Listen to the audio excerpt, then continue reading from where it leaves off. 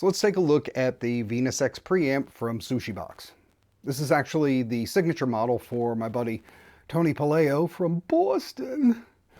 And he was cool enough to get one of these sent out so I could check it out. He's a great player with a great sound, so I was definitely curious to see what the guys at Sushi Box and he had cooked up. And so let's walk through the controls and we'll see the different advantages, and then we'll get into the different channels and things like that. So I've set everything here up at noon, and right away the interesting thing to me is that they aren't the standard kind of parametric knobs you get. Usually it's bass, mid, treble. The mids are set at a certain place. But you can see on here we've got bass, then you've got high mid, low mid, and treble.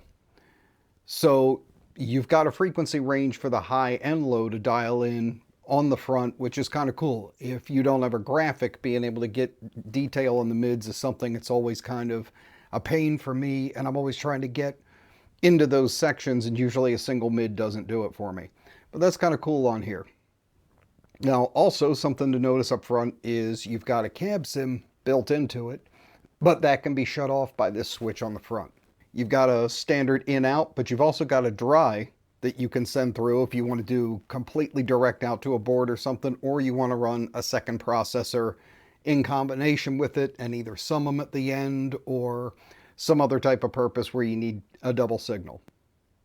Now the last thing as far as tech stuff, one other thing is you do have an XLR balanced on the side, so you can go full direct balance there if you want to use this straight out to house or for recording. So something to mention here is the transformer. The transformer is apparently called an SMPS. And while I don't know a lot of the science behind it, from what I understand, this is different from a field that you might get out of like an Ampeg, where you have sag and squish, a little bit of give.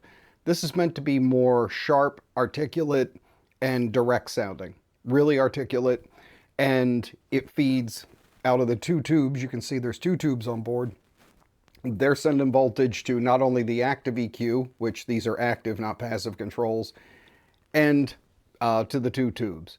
So you get something really clear and accurate sounding that's still tube driven, and it also keeps it lightweight. This is definitely a lightweight preamp, although it has a metal housing, looks totally roadworthy. It's something you can bounce up and down in your hand. So that's basically the specs behind it, except with the last thing being you have the regular channel, you have that cabsim that you can switch off, and you've also got a boost channel. So the boost channel is the distortion you can hear at the end of the demo where I'm doing the bottom piece and, you know, providing the kind of distorted chord work underneath. But we'll check that out in a minute. But one of the things I like about this is you hear the color of the preamp as soon as you plug it in. So it's not something that you have to pull a ton of character out of. It's very immediately what you hear is what you're going to get. These are more finesse as far as my interpretation. It's more about being able to really bring the colors out in the preamp that you want. It's not so much a radical EQ thing where you're going to move the knob just a tiny bit and all of a sudden it's this insane level of EQ change, and it's hard to kind of figure out where you are in your sound after a few minutes of dialing in. So let's check out some of this and go through the dials and you'll see what I mean. So let's start over here with the bass. Well, let's get a zero reference here.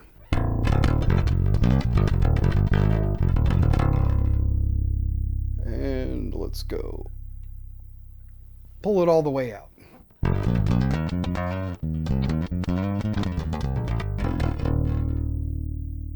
So a lot of bass out, but not this insane, almost unusable tone. I find a lot of tone controls, when you put them to their most radical ends, it's useless. I don't understand why it's really there.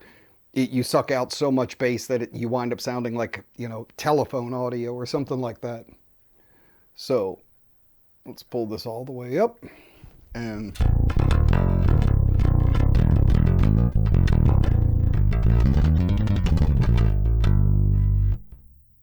adds an oomph, really rounds the tone over a lot without being excessively muddy, But again, this isn't, you know, some kind of massive radical shift. So if we go back to 0 pretty much.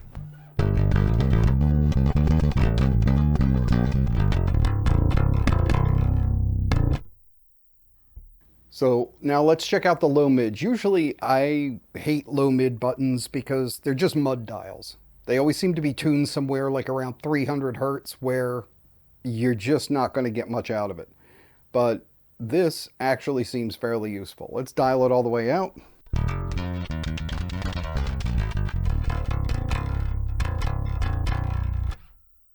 And let's pump it all the way up.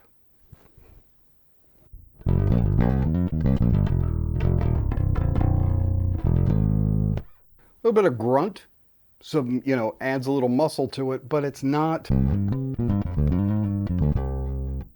just mud, which is usually where I find most low mid dials tend to sit. Now for me, the real kind of show feature here was the high mid, because that's usually where my articulation comes in, and this one seems to be tuned pretty nicely. So all the way up.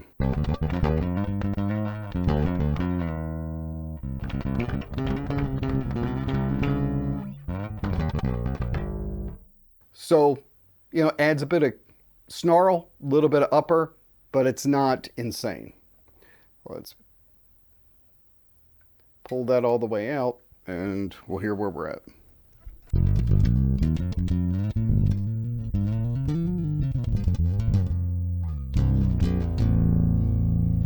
It just rubs off that top end and where you would normally bite through guitars. But it doesn't change the inherent color or the tone. It more just polishes or pushes a certain area in it. For me, it almost works more like a, if you're familiar with a multi-band compressor or something, pulling things forward and back. So last up is, let's just get this treble going.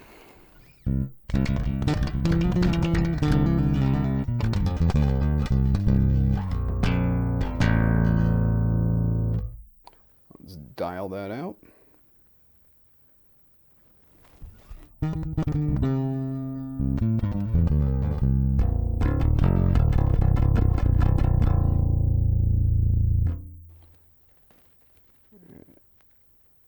And let's hear everything at 0 again.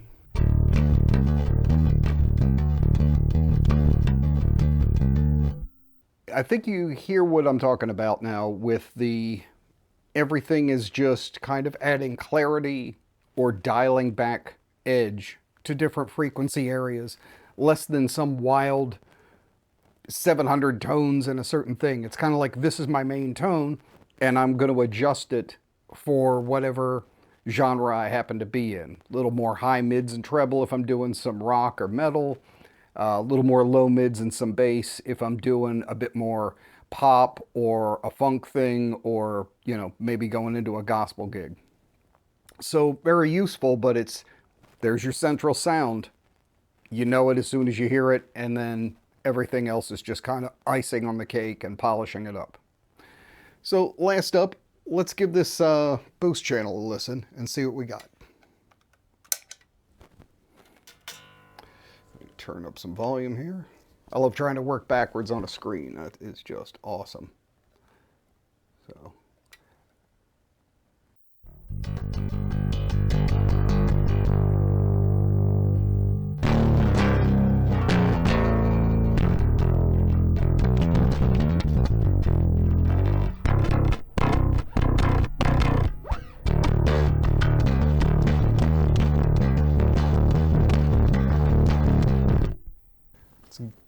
Dime this up just for the hell of it and see what happens here.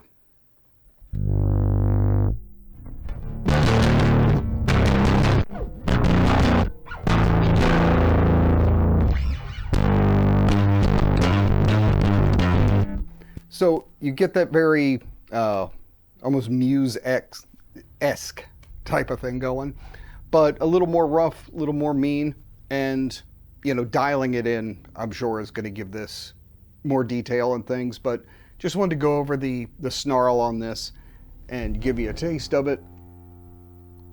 I think we need to go back through the whole dial sound just with this. Woo! That's not good. That's what happens when you boost the level way the hell up instead of the gain. But what I kind of like with this one is just using it as kind of a bit of a grit channel. Out there,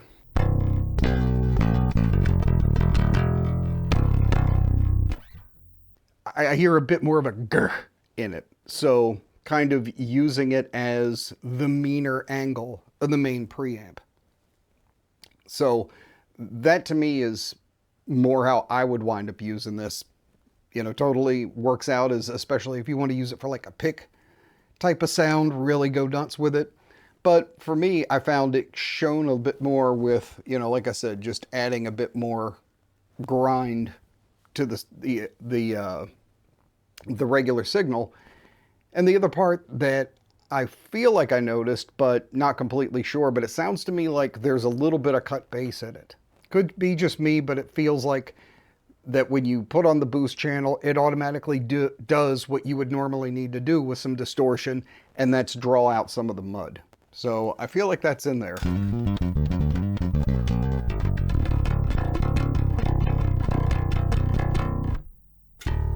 Let's give it a bit more finally.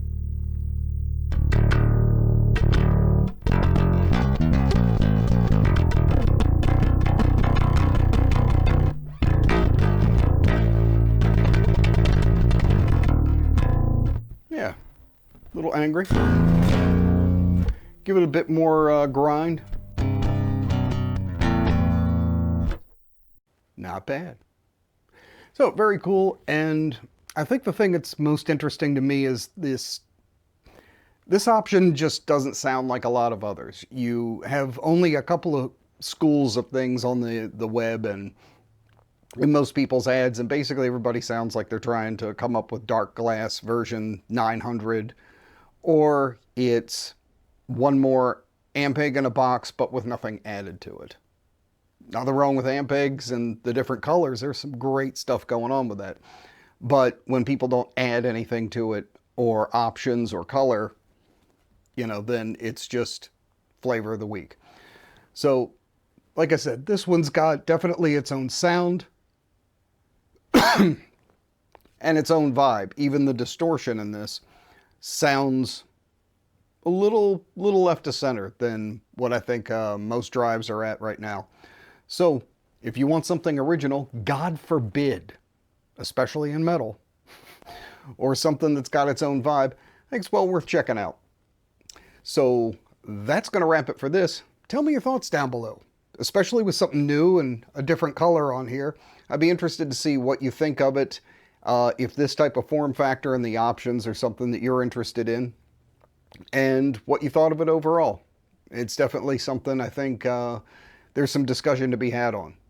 Thanks to my friends at Sushi Box, Mr. Tony, and that's going to wrap it for this. I will see you guys on the next one.